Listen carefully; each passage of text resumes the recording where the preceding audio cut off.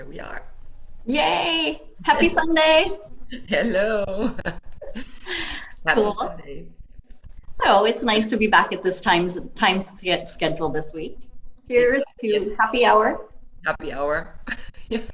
for those in the US to your first morning drink, whether that's a cup of tea, cup of coffee, or something a little bit more exotic. Good morning. How's your Sunday going? Mine was very good so far. We Very had cool. some heavy rain and some beautiful sun. Some sun. Yeah. Yeah, it's getting cold, which is why I have sangria here because I'm not yet quite ready to give up on summer. And so I Yeah. thought I'd just create summer in a glass for this evening since it's kind of cold and rainy outside. But It let me perfectly see. matches your top. It does, it's true. I'm trying to get on Facebook, Peggy, but I'm not getting the notification for some reason. Oh, you aren't, but we are. No, are you seeing it? Mm-hmm. You are. I,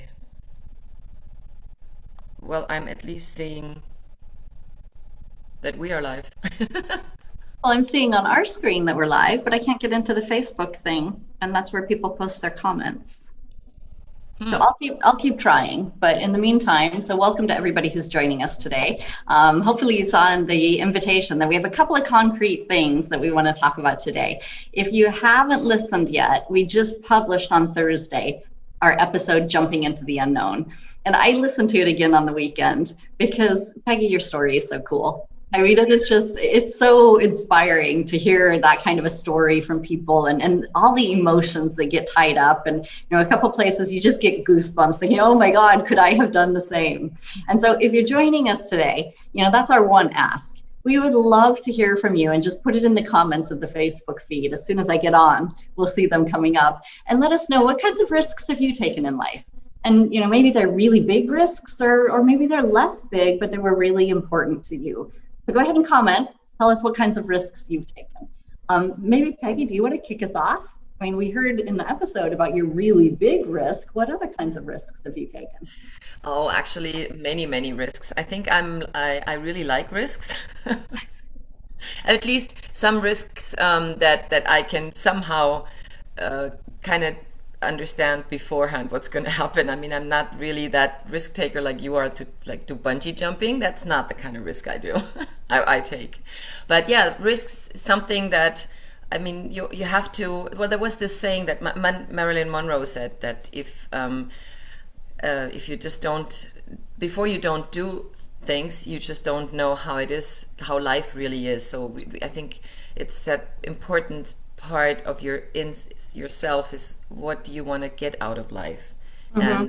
and that's then of course always takes some kind of risk, but then it's the way and how we look at it, if it's positive or if when we think of it positively. That I mean, of course I was scared, but I thought there were so many good things that would come about it, so that that bad part was just not as important anymore, so the focus was more on the positive part of it, even though it's not knowing what comes up.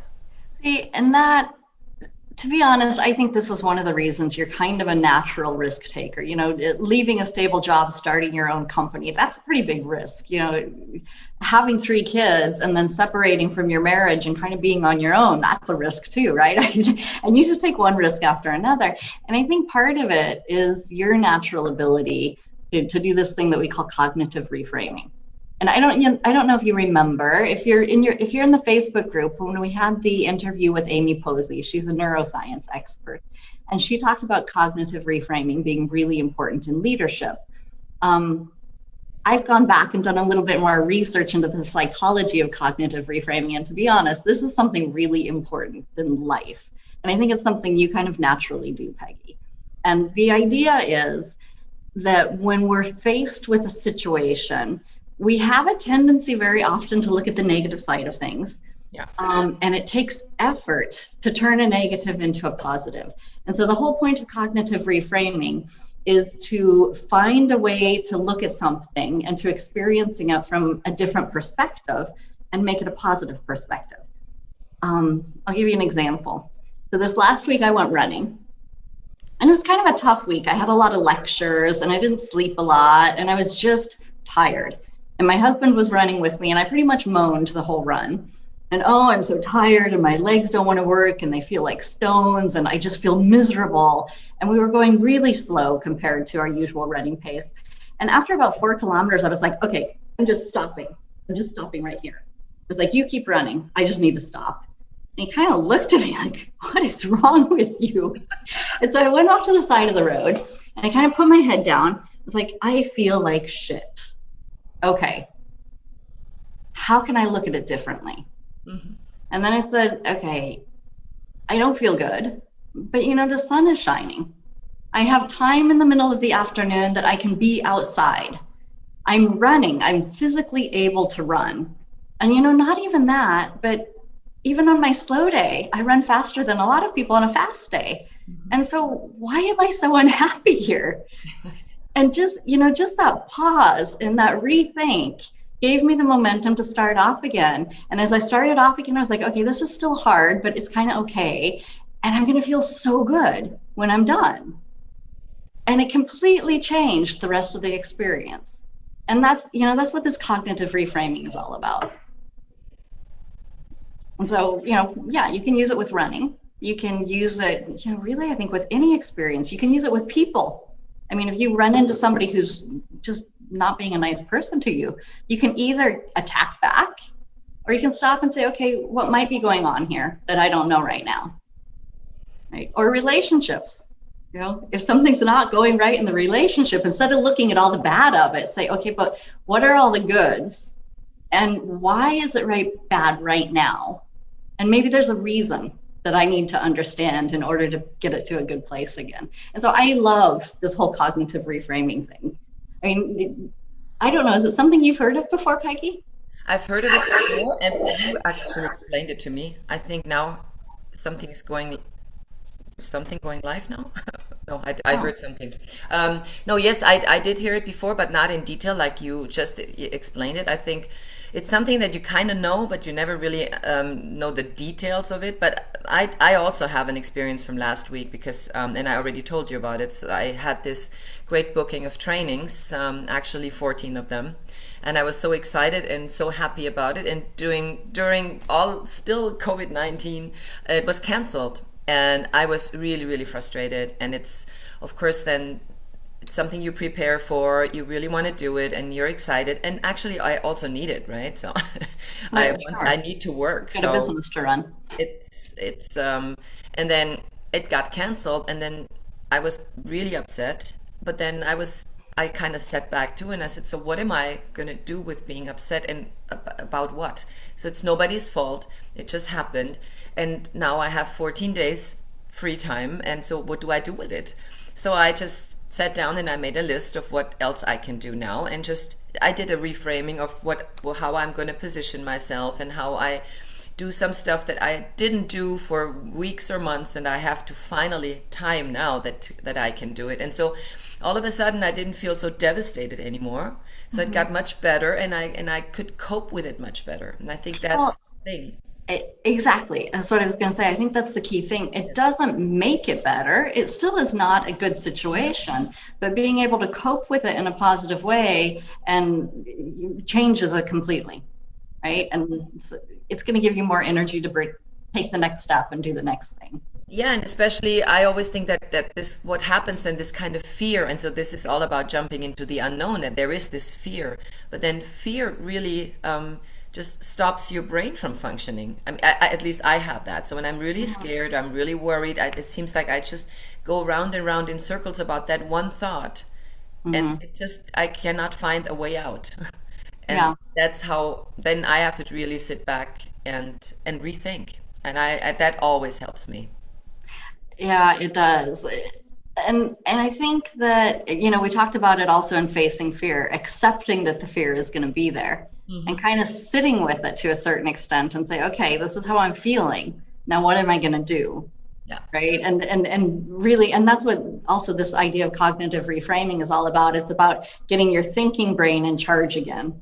And so, there are other ways to look at this situation. There are other things that might be going on here. And just like with facing fear, there are I'm feeling scared, but do I really need to be this scared? right? And trying to change the way that you're dealing with the situation from a fear standpoint as well. Yeah, and I think also what is important, and I would be interested to hear what our listeners have to say about that, is that I know people that ignore fear. I know quite a few people that just ignore it. Like when we like skiing. So I'm the kind of person also, I'm not the most, actually I'm not so brave, even though I do things all the time to get out of my comfort zone and jump into the unknown. But I'm Mm-hmm. still not the bravest person. And but the way I handle it is that I actually accept that it's there, that fear, and then I think about it, and I just try to analyze it and find out how can I overcome it and what can I do. Because I what I cannot do is just to ignore it. I don't That wouldn't help me. It just would make it worse for me. And I'd be so interested, how is it for you guys, for your listeners? Can you just ignore fear, or how do you handle it? Or do you think about it and accept it and then try to change something about your thought? But what do you say to that? I mean, you're more those, with that fear of You heights. know, the science says that nobody can ignore it. It's always going to have an impact because our brains, unless there's something different about your brain, right? And there have been like studies on what's the guy, Alex Honnold's brain, that it doesn't function the way a normal person's does, which is why he can, free solo El Capitan in Yosemite, because he doesn't have that natural fear response the Yeah. way most of us do. But other than that, everybody is susceptible to fear. I think that what you're talking about is some people tend to try to bottle it up, and you can do that for a while, but you're still going to physically respond to the fear. And Yeah. so think about, your blood pressure starts rising, your pulse starts going up, and all this stuff is happening physically. And then you try to just bottle that up. That's not a healthy thing to do. Does And, it and get that's, worse then, actually? Would it go, sorry? can it then get worse, the fear? Well, yeah, and it certainly can over time. It might not immediately, but it also can have really big ramifications on your physical life.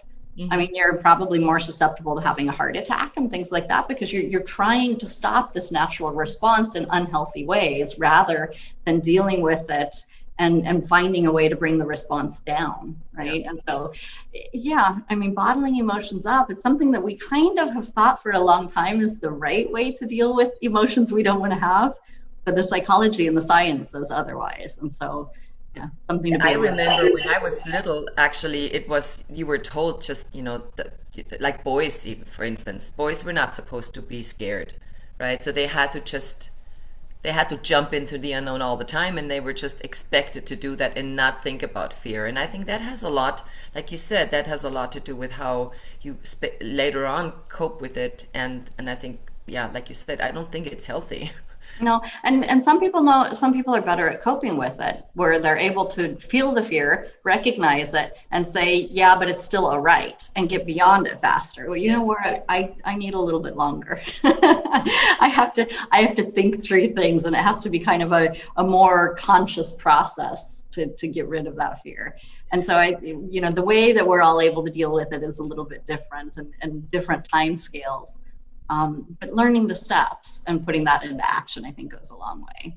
But Yeah, and then I think it's also then that one thing is the fear, and the other thing is how do you cope in general with things or with situations that are uncomfortable for you, or that you don't mhm. like so much, and that then to I think once you start accepting all your feelings, whether or not it's fear or not, doesn't matter, but to just anything that feels wrong, and to really think about it, I think that's a general way of coping with any kind of issues in your life. I love that you just said that because just this morning I was watching a video by this professor from Yale, and she goes through her top 5 coping mechanisms. And one of those coping mechanisms, she says, is to just be with your emotion. And she says, when you're feeling something bad, to just sit there with it for a while. Yeah. And she says, then in order to move beyond it, she uses a meditation technique called RAIN.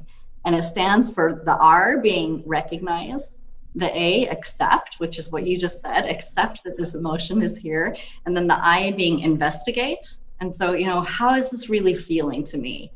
Now, what's it doing to me, to my body, to my mindset? What impact is it having? And investigate this yucky feeling that you're having. And then the end being nurture. And that nurture is kind of this cognitive reframing step, if you will, that look for ways then to put it in a more positive light. Look for things that you can do to get away from that negative emotion instead of continuing to let it drag you down over the long time. And so, yeah, I think you're absolutely right. Accepting that emotion is a big part of learning how to deal with it, and then taking the next steps Exactly. to get to a better place again.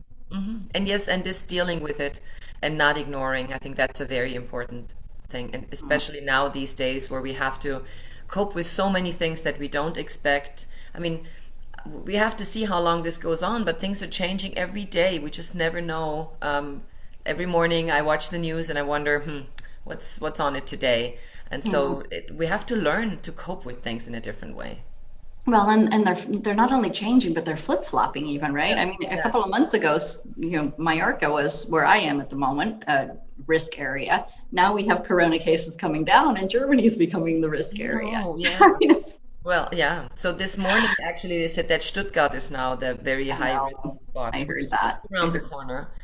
So yeah, so that exactly. We just don't and know. as long as we don't have a real solution to that, it's going to keep changing things in our lives, and we're going to have to keep coping with those Yeah, changes and with some of the bad feelings that go with it, like losing business you were counting on, true. which Yeah, I mean, sucks. I'm running this event agency since 30 years and together with my daughter. And so we are not doing events since February, right? So we could to just sit and be like broke now, or we rethink, we Mhm. accepted that it is that way. And it's not easy, it's very difficult. We just don't like it because we love to travel, but we don't. So what can we do? So we have to find a different way of or find different ways of working. And Yeah. yeah, Well, and that's what's amazing is you guys have managed to completely change your business and still be in business 9 months into this, disaster.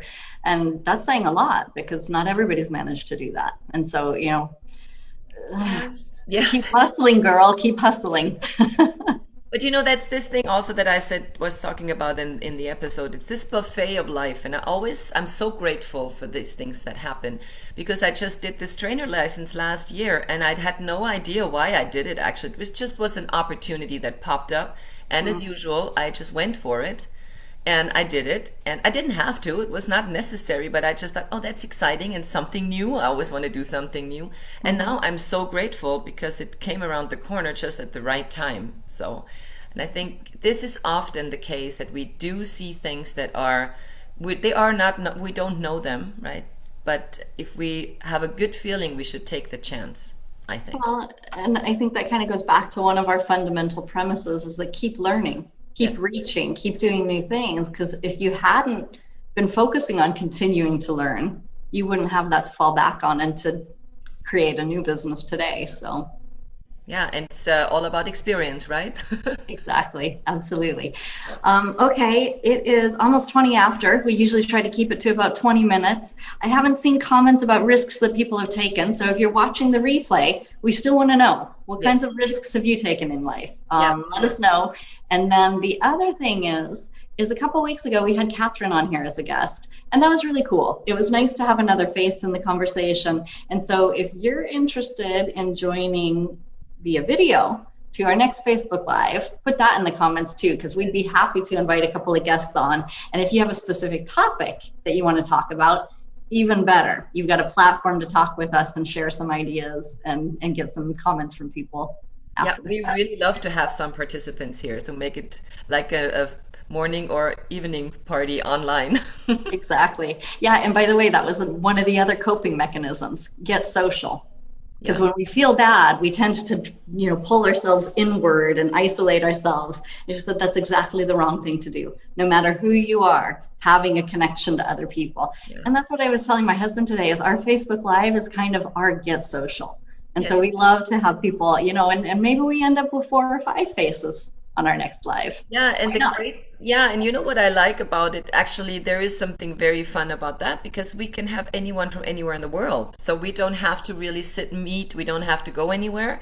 You can sit at home in your living room just like we are and just join in from anywhere where you are and get some interesting insights of your life and your risks. or any other Absolutely. topic that you want to share. Cool. All right, everybody. Then happy Sunday evening Happy or the Sunday. rest of your Sunday, whatever you have on in store, Yeah. and have a Thanks have a for really listening. great week. Yeah. Have a wonderful week. Okay. See you Bye. next time.